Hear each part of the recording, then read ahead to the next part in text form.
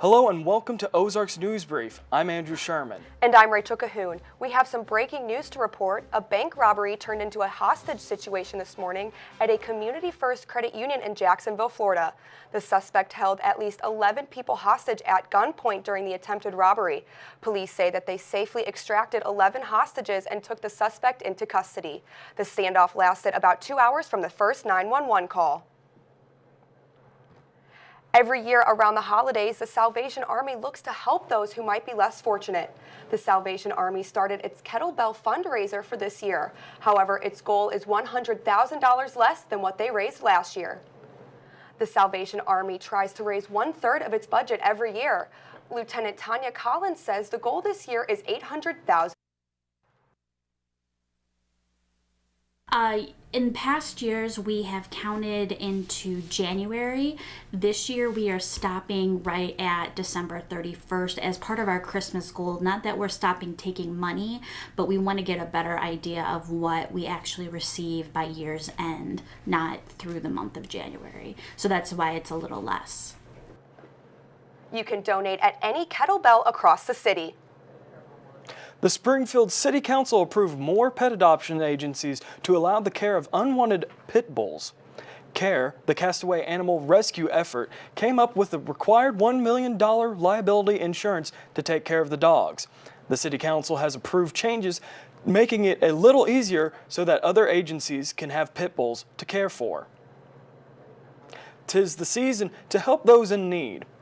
You can adopt a family by picking a tag from the Christmas tree in the Plaster Student Union.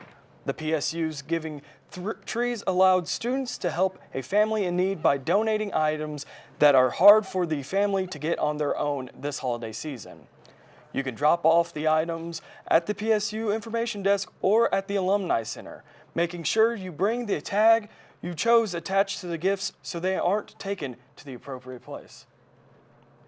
Tiny homes are a growing trend, and one organization in Springfield plans on building them for a unique cause. The Gathering Tree will be building homes for the homeless. Macy, how did this project get started? Well, Rachel, the idea first came to the Gathering Tree when the president of the organization and his wife moved downtown.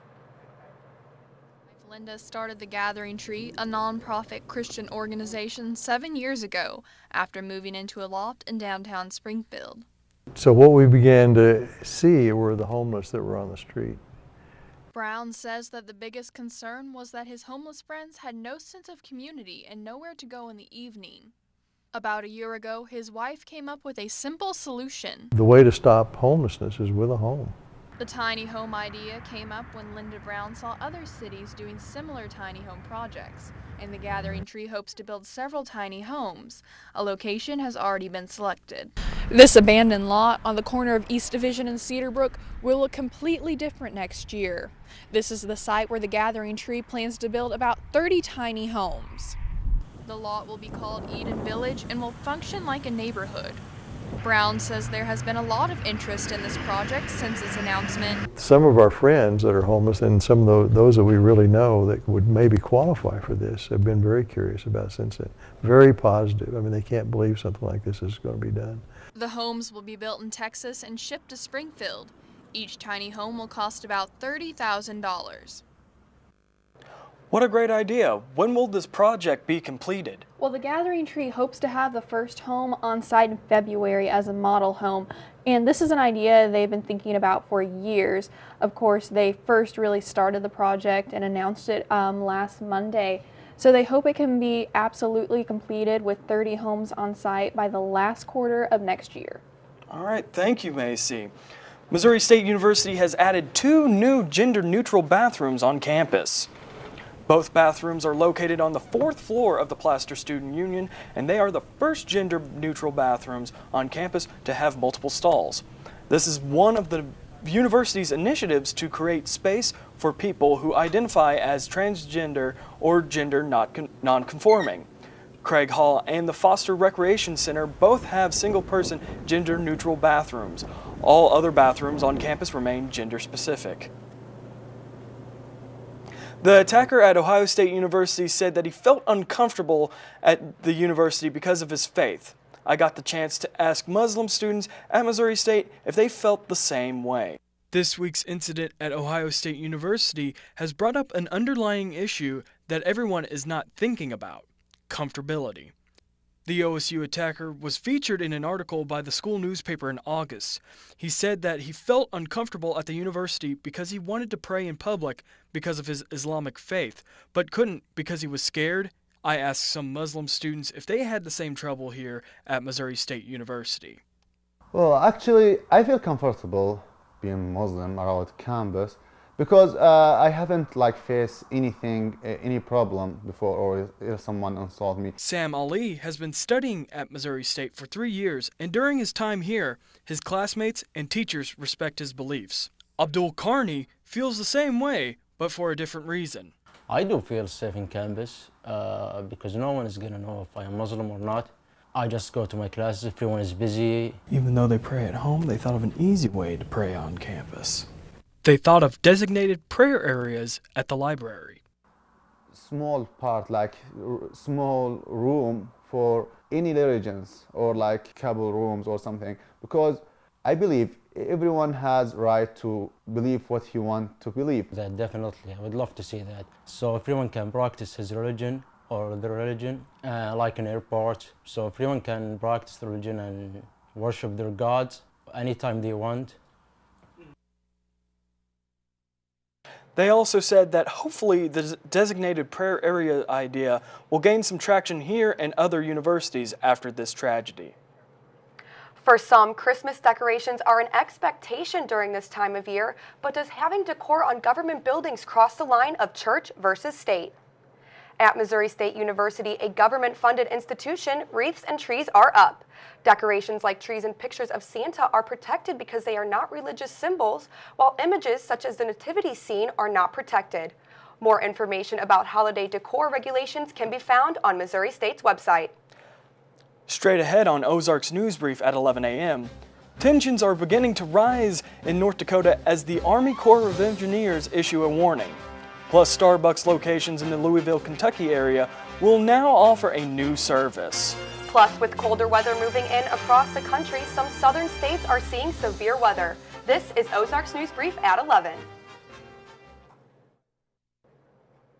During the week of Thanksgiving, there were a series of actions in North Dakota protesting the Dakota Access Oil Pipeline. 12 Springfield residents, including Missouri State University professor Vicki Kepling, spent their holiday in North Dakota at one of the Native American camps Standing Rock. Kepling explained that she feels the actions were unlikely anything else in American history. 2 of the Springfield residents traveled with will return to Standing Rock next week. The clock is ticking for protesters fighting against the Dakota Access Pipeline. The U.S. Army Corps of Engineers has issued a December 5th deadline for them to leave the protest site. Yasmin Amr has more. After nearly 5 months of protest, officials are turning up the pressure, telling demonstrators to leave now or face the consequences. But neither the official warnings nor the howling winter weather seem convincing. The Morton County Sheriff's Department warned protesters Tuesday that they'll start blocking supplies and people from entering the campsite. A spokeswoman for the department later clarified that they'd only stick to punishing trespassers. Members of the Standing Rock Sioux tribe who originally filed the lawsuit against the pipeline say they're not budging. Water is sacred, but it's also good business to protect your water resource. North Dakota Governor Jack Dalrymple warned protesters about the winter weather, which will only get worse. He said that first responders will no longer be responsible for rendering aid to those who stay. 17 Native Americans who've served under the Obama administration signed a letter asking the president to step in and allow protesters to stay. The CEO of the company building the pipeline is also weighing in, trying to convince protesters the pipeline will be safe. This pipeline is being built where 2 existing pipelines exist today that were built through your state in 1982. We've not disturbed any historical sites. I'm Yasmin Amr reporting. About 2,000 veterans are planning to go to Standing Rock next week at the time of the deadline to protect the protesters. That's according to their Facebook group, Veterans for Standing Rock. A pipeline explosion lit up the night sky near Kansas City, Missouri overnight. People who lived nearby said they could see the bright flames but did not feel the explosion itself. The 10-inch line carrying liquid propane was buried underground. Officials aren't sure what caused it to rupture. The Louisiana-based company was able to shut the pipeline off, and the fire was out in 2 hours. No one was hurt, and no property was lost. Hackers have managed to infect more than 1.3 million Android phones through illegitimate apps. Those are apps not downloaded from Google Play. The malware installs malicious advertising software that tracks users. It also installs other legitimate Android apps, rating them high and fraudulently inflating their reputations. Google says it has blocked 150,000 versions of the cyber attack. It's warning consumers to stay away from uncertified apps. Starbucks shops in Louisville, Kentucky are now designated safe areas for people in the LGBTQ communities. The Safe Harbor program is modeled after the one started by Seattle police in 2014. It's the first city outside of Seattle to adopt a program. Police say safe places are for victims of any crime, but are especially a refuge to victims of assault or harassment. Store employees will be trained to immediately call the police and to allow that victim of that crime to stay in the store until the police arrive. Starbucks will be putting rainbow Safe Harbor stickers at the front of about 30 Louisville locations.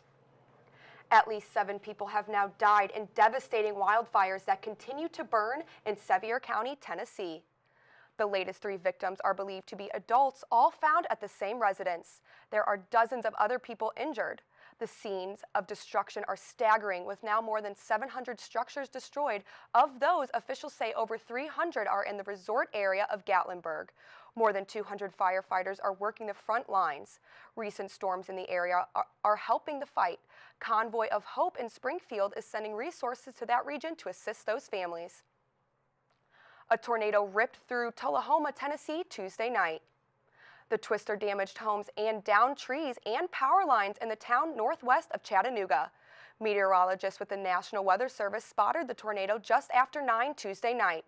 A tornado also hit northeast Alabama Tuesday night, killing 3 people in Jackson County. Straight ahead on Ozarks News Brief, find out whether the cold is here to stay. Plus, we could see our first snow of the season. We have all the latest in the weather straight ahead. This is Ozarks News Brief at 11 a.m.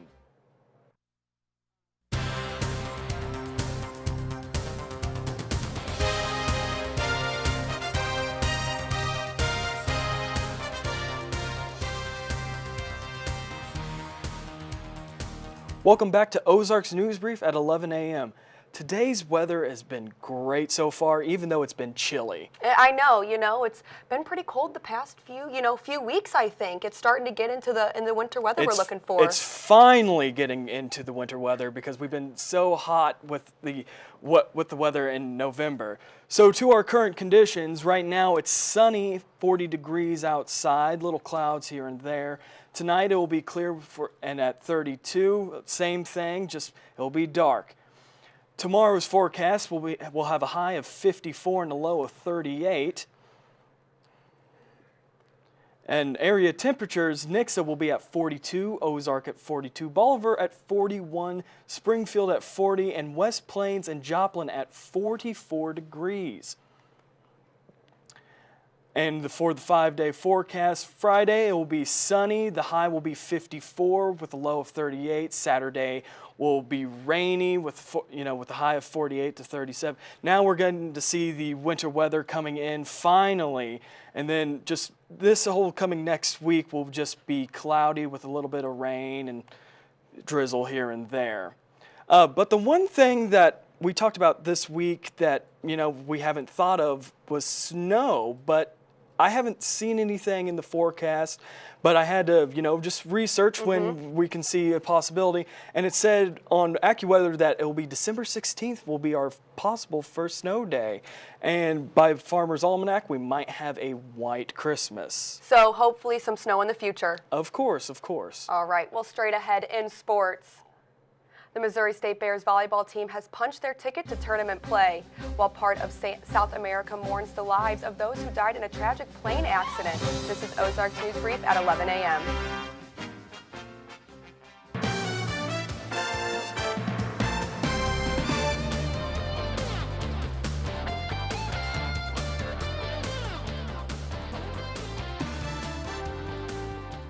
Welcome back to Ozarks News Brief. The Springfield Cardinals officially have a new manager. Johnny Rodriguez is set to become the 5th manager in the club's brief history.